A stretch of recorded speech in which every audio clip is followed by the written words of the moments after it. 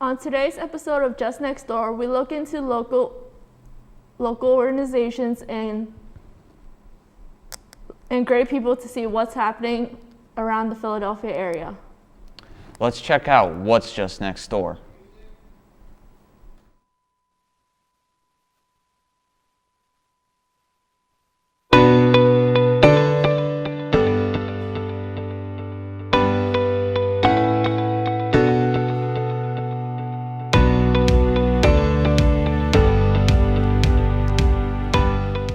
Hey everyone, I'm Andrew Thorpe. And I'm Liz Zhang. Welcome to our student-run program, which highlights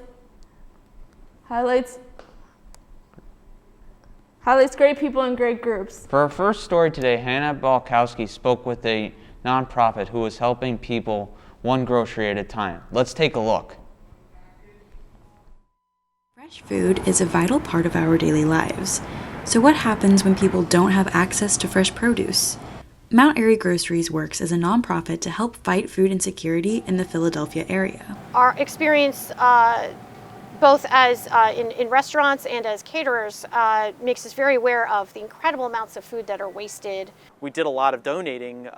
We would try to donate to causes that we believed in because we didn't have the time. We began the program in response to troubles that our neighbors were having getting food. So we often get hundreds of dollars, sometimes thousands of dollars of produce at discount or free from vendors who want to just make sure that people don't go hungry in the city of Philadelphia. This husband and wife duo doesn't battle food insecurity alone. We have a variety of volunteers. One of the primary functions that we have that we need help with is packing out our produce.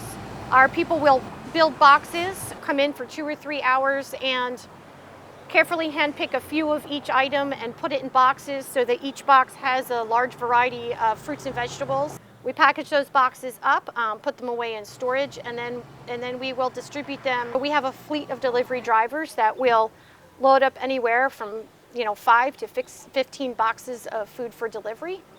And then they go out all throughout the city and one by one individually deliver the boxes of food to families that need help. We're excited about growing with our volunteers. It's been really meaningful to us.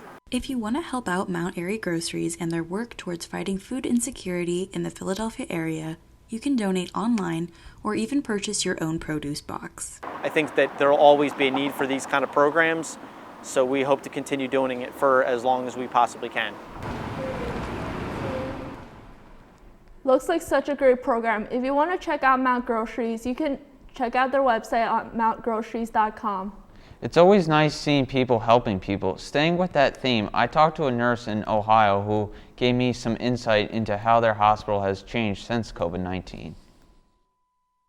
Nurses and doctors have been our heroes since the pandemic started. I got to talk to one nurse, Colleen Carroll from Cleveland University Hospital in Cleveland, Ohio, when asked what it was like to treat patients during COVID. It was interesting. In the beginning, it definitely was a little nerve-wracking, just because we were so unsure of how quickly these patients were going to decline, what the disease, pathway, how it was going to progress, and how, quickly or how likely we were going to be as healthcare workers to catch the disease from them. But as time went on and we learned more, and it kind of became a pretty cool experience, especially because they at no point could have visitors unless it was the very end of life. So you got to have a lot of quality time and really be there for those patients, which was a cool experience. I also asked her how busy it was at the hospital. As we were prepping for Crazy in March, thinking that right away things were going to look like how we were told New York and Chicago were looking. But we really didn't have double rooms, double beds, people lined up and thrown everywhere until maybe a little bit in July, and then around the holidays got pretty bad too. I also had extra protective gear, which they had to wear during their shift. They gave us, if we would go to the COVID floor, they would give us our own surgical stirrups that we could immediately change into, and that would go in a hamper at the end, so we weren't leaving and going home in those scrubs. And then We had a big, like disposable gown, or kind of like that went over. It was bright yellow. You had to have either goggles or a face shield. You had an N95 mask. Colleen said she felt a lot of pressure, but it was also a privilege, and the world learned what it was like to be a nurse and being anything in health.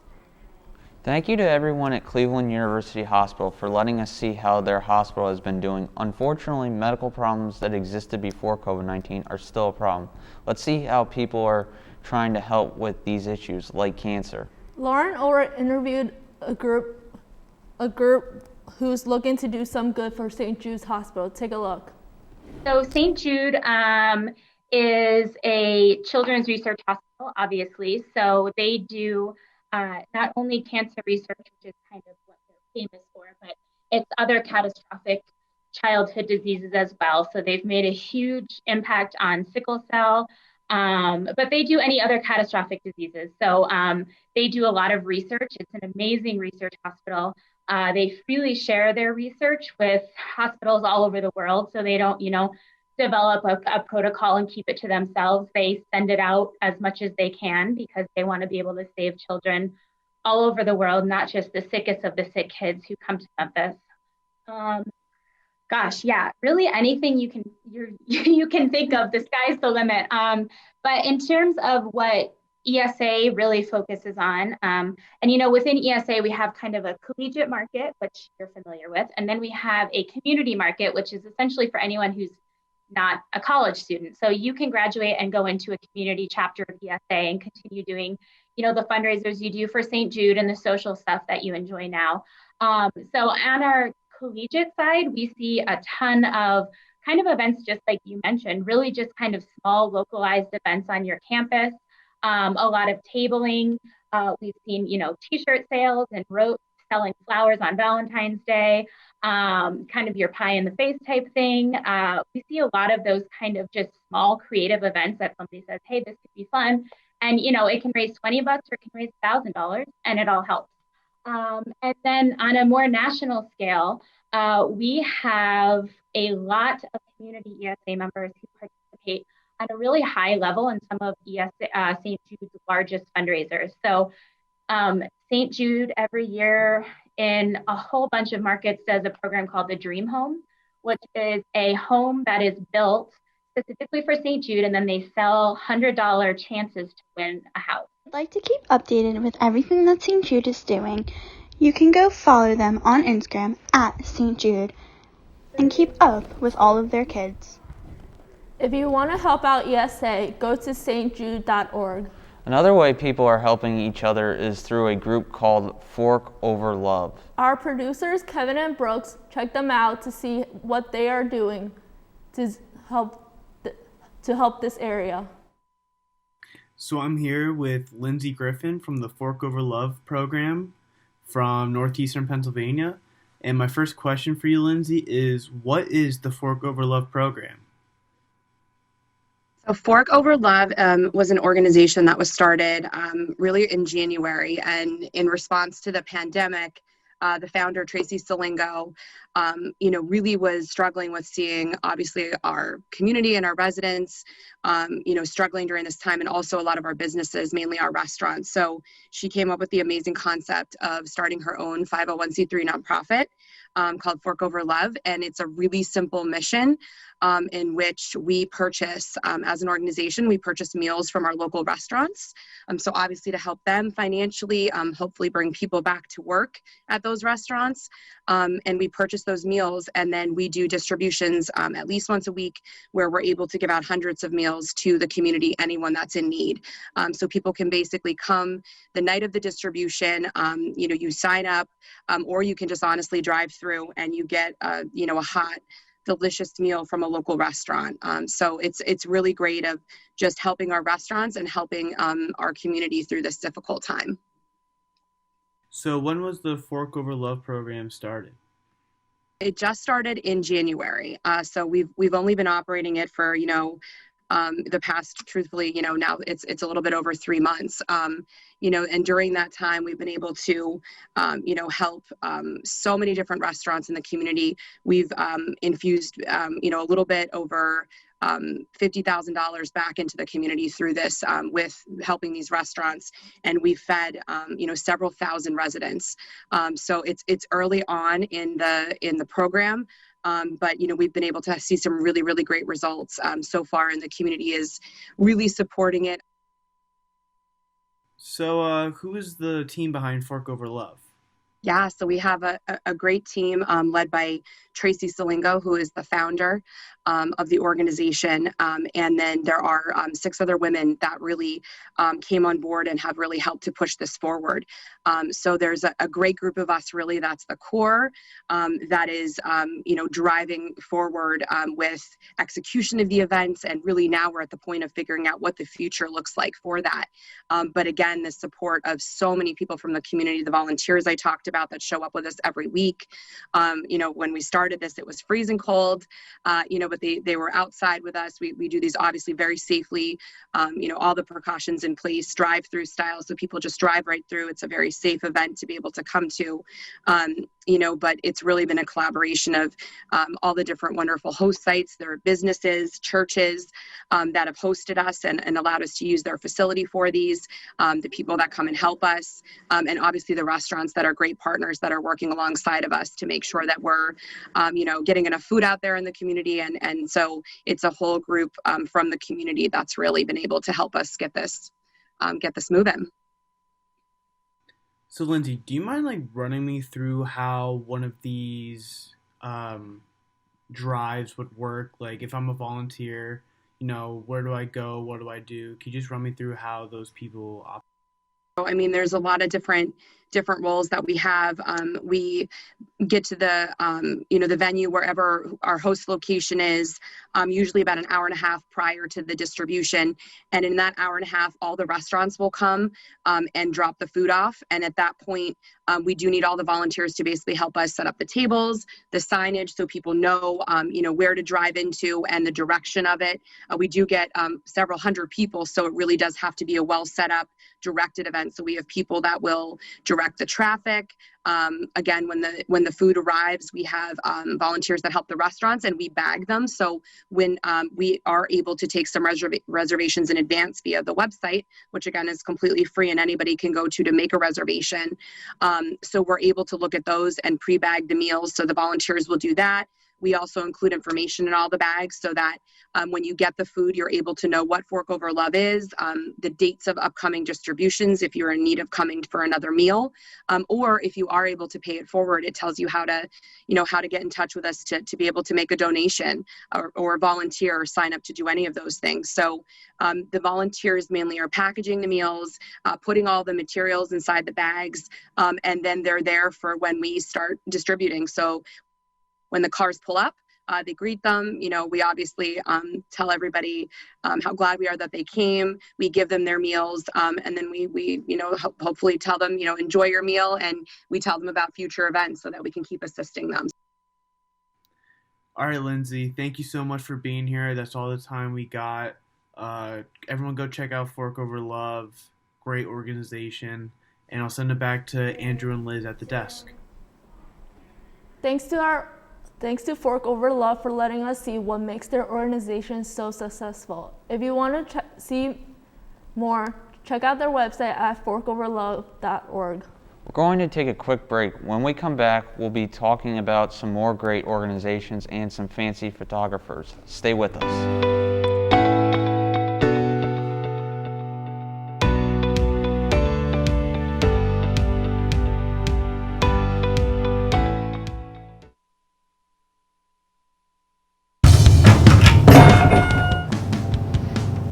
You know you watch. You shouldn't be watching this. You should be watching LaSalle TV. Hey, watch LaSalle TV. You know you watch.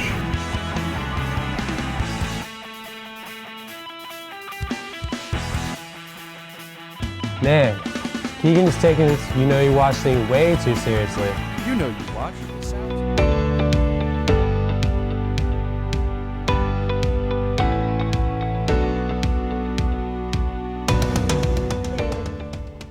Welcome back to Just Next Door. Let's highlight some more helpful people.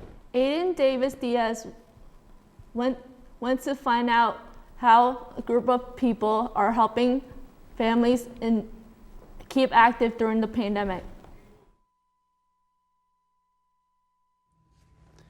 Based out of Philadelphia, PopUp Play has been actively helping children grow and play in healthy communities.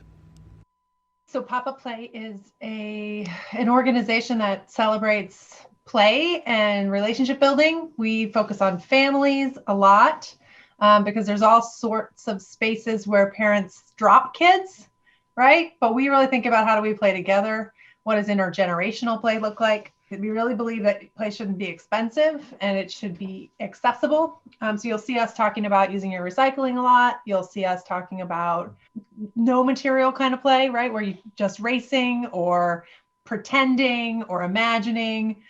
Prior to the pandemic, we were an organization who built large scale festivals and events that were playful using easily available materials. Since the pandemic, we've been completely virtual, and that's really forced us to rethink how we play and connect with folks. We emerged out of Philadelphia. I currently live in Collegeville, so the business address is my home address, but most of our work is still focused in Philadelphia. Because we were funded by public systems, everyone could come and play. And everyone did come and play in these really diverse groups because we found really special parks where that happened. That's gone. And so we have to figure out how to build it back, right? So before we were really focused on, okay, we're in Love Park. Okay, we're at the Oval. Okay, we're on the waterfront. And so we stopped thinking about geography and started thinking about need and interest and what folks were looking for. We're on Instagram and Facebook. It's at PopUp Play Philly. Our website is popupplay.net. Great to see how the kids are getting outside and getting active in this picture-perfect weather. Speaking of picture-perfect, Liz, check out a photographer who is taking some perfect pictures. Take a look. Growing up in East Germany, Ute came to America to study and work with kids. She used the camera to capture photos to send back home for her family, and that is how her passion for photography started. So what I mostly enjoy about photography is probably connecting with the people, just capturing memories for them, seeing their memories come to life, something they can treasure forever, they can look back on, especially these times. I feel like it's so important, especially if you ever lost a loved one, or it's just like the memories that you just capture for them. I just feel like it's so special, and I love meeting new people and just helping them memorizing all those special moments. I just think like the connections that you make and helping them preserve their memories, I think that's like the best part about it. Other than photographing children and families, she is also a part of several organizations, including the Gold Hope Project. I also work with the Gold Hope Project. They provide complimentary photography for children that have childhood cancer. So if they suffer from any kind of cancer, they can go to their website and they can apply, and then they will, the organization will find a photographer that lives near them, and they will provide a complimentary session to the family, kind of just, helping them capture the memories. So that's always a great experience. Sometimes it's very sad because some of them are very sick, but it's a nice way to give back to the community, just, helping those families get some memories since they already have to pay really high medical bills. If you're interested in what you see, you can contact her on Instagram to learn more. That seems like one of the best ways to really capture the perfect family moments in such a beautiful way. I agree. You can reach them at utekristen.org. Those photos really are beautiful, but that's not the only photography worth shining a spotlight on this episode. Switching from family photos to city photos, Jake Eisman checked up on a LaSalle grad who takes some breathtaking photography. A native of Philadelphia's Chinatown neighborhood, urban landscape photographer Albert Lee runs an Instagram account called Your Philly Pal, in which he promotes positive social messages through images of the city. When I was growing up in Chinatown, I was like really into the fact that when you obviously with film you don't know what the picture would look like until you printed them out and you're like, wow. And that got me heavy into the idea of putting images on camera, freezing them in time. Taking pictures is two things. One, timing, and two, knowing what to do when that moment happens. Everyone can take a good photo. Everyone can take one good photo. To do it multiple times requires a lot of skill and practice. And so that's what I've always tried to build on. My favorite place to shoot in Philadelphia is Boathouse Row. And the reason is whenever I shoot it, whether it's crowded or not, I find it very peaceful because it's just me alone in the world enjoying this beautiful scenery. People want to see, their own city or a place that they grew up in the best light. We happen to have 4 seasons. Not every city does. When the colors hit and pop, it's really something. Not every city has snow, not every city has foliage. People can appreciate that your own hometown or somewhere that you grew up has these great fall colors, and it makes it pop and it makes the mundane sort of something beautiful. For me, my biggest thing is, yes, things aren't always as good as they appear to be, but you can do it. I've kept this account purely for the fact that for me, if it invokes any kind of good feelings for people, then I feel I'm doing something good. Those pictures of Philly really take my breath away. How about you, Andrew? I have to agree with you. Al Lee is really making us proud here on the LaSalle campus. But that's not the only form of art we have. The art we've seen on the show. Kevin Medical interviewed LaSalle student who have been working on incredible artwork.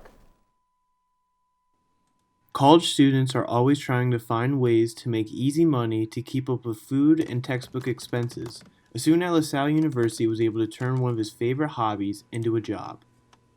Yeah, I'm a dart major here at LaSalle, and I make album art on the side. It's kind of like a freelancing gig, but also a way to make money as well. Sean started to post his art onto both Instagram and TikTok, and soon rappers wanted to work with him. So it was mainly in the spring semester of my freshman year here before we had gotten sent home, and I just made an account where I would post concept art just for actual big name professional rappers, but then I started reaching out to people more smaller name rappers and just people kind of in my community and see who needed art. And then I would start taking requests and getting paid that way as well. So I've actually been hit up by a couple of rappers through TikTok. This guy, Little Altoid, who has, I think, 700,000+ followers on TikTok. And another guy named Veli the Goat, who are two TikTok rappers that are actually up there in monthly listeners. They both have, I think, thousands on Spotify, and I've also had some smaller name people just who found me just through Instagram through promotions. This guy Relo 2 times, and another guy named The Real BZ Valley. Sean hopes this is something he can continue to do for as long as possible because of his passion for it. But it's something that I want to continue doing as a freelancing gig for probably the rest of my life, because it's just something that I'm really passionate about. I love music. I love digital art. So this is the best way to get into both fields.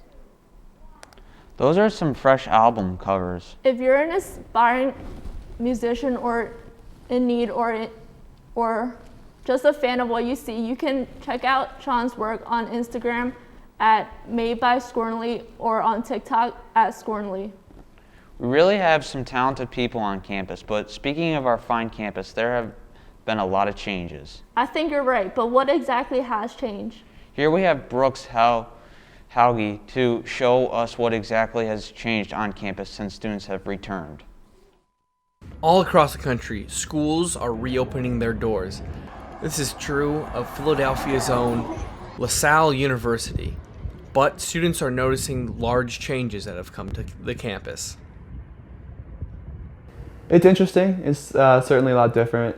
You see, there are a lot of people on campus, but they're all in their townhouses or dorms all the time because half the classes are online, so it's sort of like everyone's here but they're not here.